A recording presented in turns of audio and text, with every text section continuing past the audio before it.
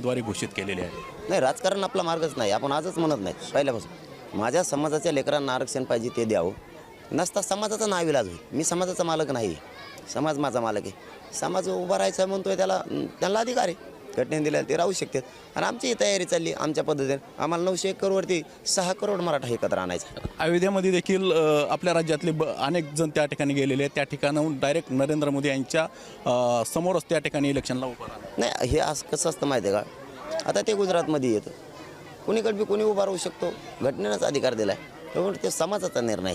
समाज 2000 संख्येनं सुद्धा उभा राहू शकतो किंवा 10,000ही फॉर्म टाकू शकतो. असं काय बंधन नाही आहे ना. महाराष्ट्रात एका मतदारसंघात 30,000 फॉर्म पडणार आहे. मराठा समाजाने ठरवलं आहे, राहणार ते उभा. काय असणार आहे गनिमिका? आता डावाला प्रति डाव मराठे करणारच. कारण स्वतःला समजा गृहमंत्री पदाचा जास्त गर्व जर झाला असला आणि त्या गृहमंत्री पदाचा वापर